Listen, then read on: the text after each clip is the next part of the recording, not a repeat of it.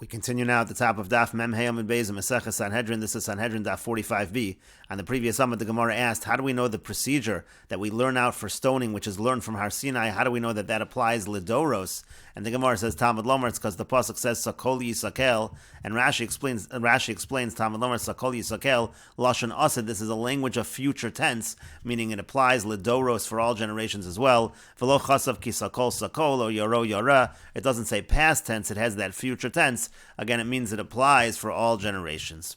And the Gemara continues at the two dots. The Mishnah said, "Vim lav eid hasheni notel eso Evan." If he didn't die from pushing him off from that height, so then the second witness takes a stone and throws it at the person in order to kill him. And the Gemara asks, "Notel, is one person really able to take that stone?" V'atanya, but didn't we learn in a brayso? Rabbi Shimon ben Elazar Omer. Rabbi Shimon ben Elazar says, "Evan hoisa sham masoi shnei bnei adam." That the stone it was only enough to be carried by two people. Notel of enos na alibo. He would take it and put it on his heart. Im meis bayatz, and then if he died from that stone, they would have fulfilled their obligation.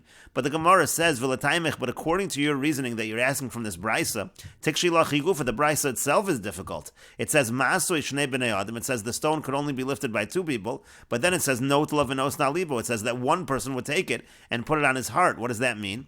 Ella, rather, you have to say the midli la b'hadei chavri. When he initially lifts it up, he does it together with his friend. V'shadi la ihu, but then he's the one. It's one person who directs the stone. Kihechi deteisa mirazia. That way, it will go from his strength. It goes with more strength if it's being pushed by just that one person. And that's the same thing in the Mishnah as well. There might be somebody assisting in the beginning, but it's coming from one person's force.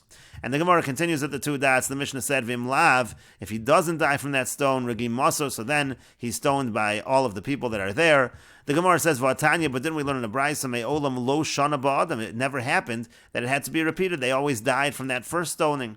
And the Gemara says, "Mikla amina da'avid." Did anyone say that it actually happened? The mitzrach klamina was just saying that if it was necessary, that's what would happen. And the Gemara continues, "Amar Mar," the master said above, "Evan hoisa," that there was a stone that was designated for this purpose of stoning.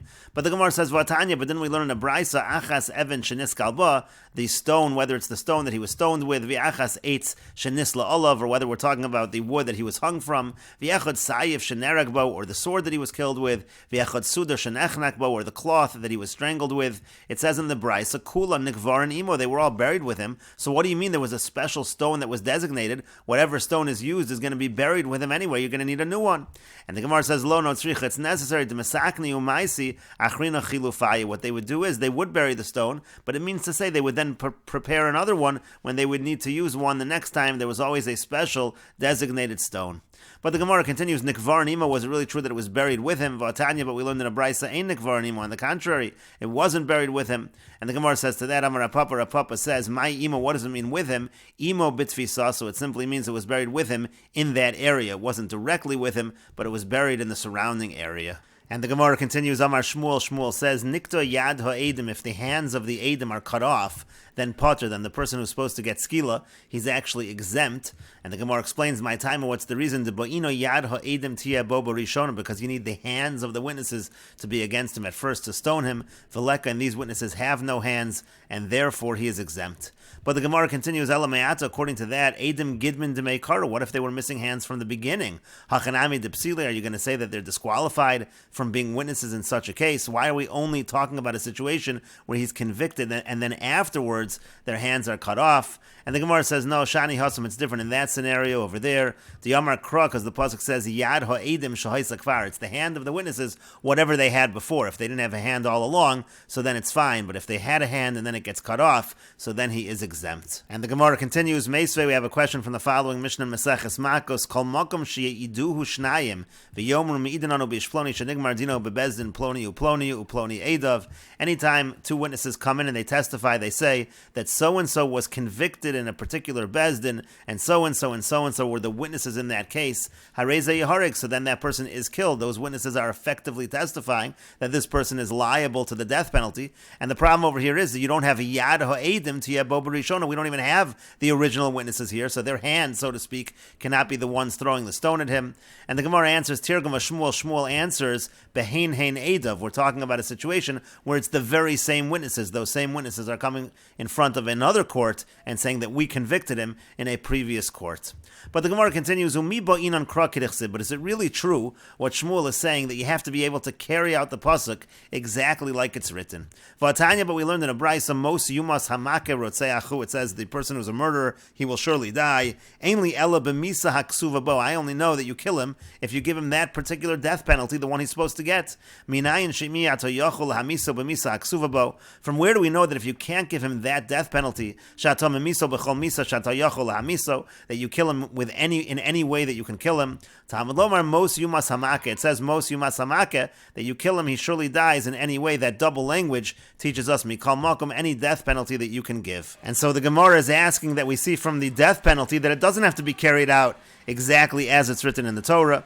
And the Gemara answers, Shani Hasam, it's different over there by the death penalty, Diyamar Kra, because the pasuk says, Mos Yumas, it says he surely will die, meaning there's a pasuk that says that we can do it in any fashion that would not apply in other situations. But the Gemara says, V'ligmar minei, but why not learn from there? That would be with a mamwatzinu, just like we find when it comes to the death penalty, it doesn't have to be exactly with the death penalty that's specified. So too in general, it doesn't have to be carried out exactly the way it's written in the Torah. And the Gemara answers, Mishum dehava rotzeach v'goel hadam shnei ksuvin haboin ke'echad, because rotzeach, that's this case over here by the death penalty, and the case of goel hadam. A goel hadam is a situation where the relative of a person who was murdered is going to kill the person who was the murderer, but that's shnei ksuvin haboin ke'echad. They both teach the exact same thing, that it doesn't have to be carried out exactly the way it's written, and there is a rule, v'chol shnei ksuvin haboin ke'echad, anytime you have two psukim teaching the exact same thing, ein malamdin, so then we don't teach to other cases, it's only by those two cases. The point is that if it wanted to be by all cases, so the Torah would have just said it in one situation, and we would have made a mamwatzinu. The fact that the Torah goes out of its way and says it in two separate cases, that shows it only applies to those two cases. And the Gemara continues, Rotzeach hadiyamr, in the murderer case, that's the case we just quoted above, by Mos Yumas, that any death penalty is good. And Goel Hadam, when it comes to Goel Hadam, the one who's avenging the blood, Maihi, where do we find that situation? The Tanya, because we learned in a brayso, Goel Hadam yomis asarotzeach, it says that the Goel Hadam, again, this is the relative of the victim, he kills the murderer, and mitzvah begoel Hadam. The mitzvah is that it should be the Goel Hadam, the relative of the victim. Uminayin shem ein lo goel, but how do we know if there is no redeemer? If there is no Goel Hadam, how do we know shebezin ma'amidin lo goel, that Bezin will appoint someone to be the Goel Hadam? Shenemer, that's because the pasuk says bepigo bo. We learn from that pasuk again that the Bezin will appoint mikol makom, they'll appoint anyone, and so therefore again we have in this situation a case of shnei ksuvin haboin ke'echad. And the Gemara continues, Amarle Mar Kashisha Breder of Chisda Rav Ashi. Mar Kashisha, the son of Rav Chisda, said to Rav Ashi, Umi lo bo'inan krakid echsiv, do we not need to carry out the pasuk exactly as it's written? V'atanan, but didn't we learn in the Mishnah, Hayo echad mehen, gidem, o ilem, o chiger, o suma, o cheresh? This is talking about ben sorer or morer. If any one of the parents, the father or the mother of the ben sorer or morer, if the person is a gidem, means he doesn't have hands, or ilem, he's a mute, or chiger, the person is lame, o suma, the person is blind, or cheresh, the person is deaf, Eino nasa ben sorer morer. So then that son will not be treated as a ben sorer morer. Why is that true? Shenemar, because the pasuk says v'sof subo, that they have to seize him. His parents seize him to bring him to the court. V'lo gidmin, it would not apply if they don't have hands and they're not able to seize him. V'otzivo, so when they bring him out. V'lo chigrin, not if they're lame. V'yomru, and they have to say v'lo ilmin, they can't be mute. B'neinu zeh, they have to say this is our son. V'lo sumin, so they can't be blind. Einenu shomea b'koleinu, he doesn't listen to our voice. V'lo chershin, therefore they can't be deaf mutes. And so the Gemara says, my time, and now what's the reason why we are so particular about all of these characteristics? Lav mishum debein on krakid echsiv, isn't it because we need the pasuk to be carried out exactly as written? And the Gemara says, lo no, shani hasam, it's different over there, to kule kra yaseru, because the truth is that entire pasuk is extra, it doesn't need to be written, and therefore we darshan it in that fashion. And the Gemara continues, Tashma, coming here, the following proof. The Brisa says, Ein lo rechov, talking about an ir hanidachas. If there is no street, there's no public square, Ein nases ir hanidachas. So then that city cannot be an ir hanidachas. Again, an ir hanidachas, when the majority of the people in the city serve avodah zarah, you kill the people in the city, and you burn all the property in the public square. If there is no public square, there's no halach of ir hanidachas. Divrei Rabbi Yishmael, these are the words of Rabbi Yishmael. Rabbi Kiva says, Ein lo rechov, if there's no public square, Osen lo rechov. So we built for it a rechov, rechov, we build for it a public square. And the Gemara now says, Ad kan lo pligi, ela damar savar rechova de meikara. But the only machlokas between Rabbi Shimon and Rabbi Kiva is that one holds you have to have the public square from the outset. Umar savar rechova de hashtanami kid de meikara dami. The other one says you can build one right now, and that's the same thing. Avol dekuli alma ba'inan kroket echsib. But it seems that everybody agrees you need to carry out the pasuk exactly as written. There has to be a rechov.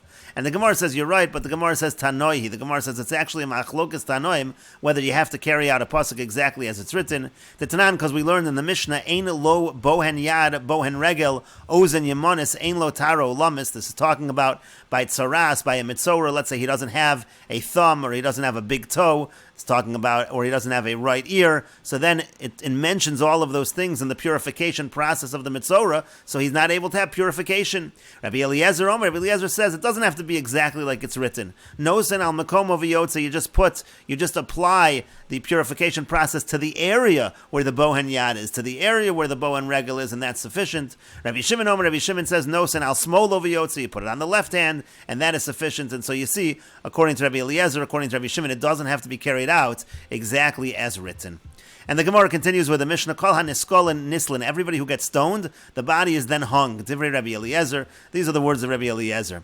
The Chachamim say, nisla ela hamagadef v'ha'oved avodah zarah. The only ones that are hung is a blasphemer, somebody who curses HaKadosh Baruch Hu, and oved avodah zarah, someone who worships idols. And the Mishnah continues, Ha'ish tolano so panav klape when they hang a man, he faces the people. Va'isha panah klape ha'etz. But the woman, she's facing, her back is towards the people, she's facing the wood. Divrei Rabbi Eliezer, these are the words of Rabbi Eliezer. The Chachamim say, Ha'ish nisla ve'eno isha nisla. It's actually a man is hung, but a woman is not hung. Amar Rabbi Eliezer says, V'alo Shimon ben Shetach, Tola Noshim ba'Ashkelon. Didn't Shimon ben Shetach hang women in Ashkelon? So you see that women are hung. Amrulo, they said to him, Shmonim Noshim Tola. He actually hung 80 women. Ve'ein don in Shnayim b'yom echad. You're not supposed to judge even 2 in one day. And he did it by 80. Clearly, if he did it by 80 women, clearly he was going beyond what is the normal legal procedure. And you can't bring a proof from Shimon ben Shetach. And the Gemara says, Tanu Rabban and the rabbis taught, V'humas v'tolis, it says that he's killed and then hung. Yachol kol hamumos and nislan. I might think everybody that's killed is hung. Talmud Lomar, the pasuk says, Ki kilas elokim toloi. It says the curse of God is hung. It means to say, Ma mekalil zeh shebeskila, just like the one who curses and gets skila, af kol shebeskila divrei Rabbi Eliezer. Rabbi Eliezer holds anyone who gets skila gets hung. But v'chachamim omrim, the chachamim say, Ma mekalil zeh shekafar be'ikr. The person who curses God, so he denies the main teachings of the Torah. Avkol shekafar beikar. So too, it has to be some kind of sin that's kafar beikar, and therefore oved avodah zarah megadef, that would be included. But other situations they would not hang the body. And the Gemara continues, B'mai kamiflagi, what is the root of the machlokas between Rabbi Eliezer and the Chachamim? Rabbanan darshi klali uprati. The Rabbanan, they darshan the pasuk as what's called a klal and prat. It means a generalization and a specification. Rabbi Eliezer darish ribuya u'mi'ute. But Rabbi Eliezer, he darshans the pasuk as ribuy and miut, which means inclusion and exclusion. As the Gemara now explains, Rabbanan darshi klali uprati. The Rabbanan darshan is klal uprat. V'humas v'tolis klal. V'humas v'tolis, that's a generalization. Ki kilalas prat, but then it talks specifically about cursing. That's a specification. And now the Gemara says if those words were near each other, then we would say you can only include what's been specified. These and no other cases. And we will continue with this discussion in the next video on Daf Mem Vav Amud Aleph.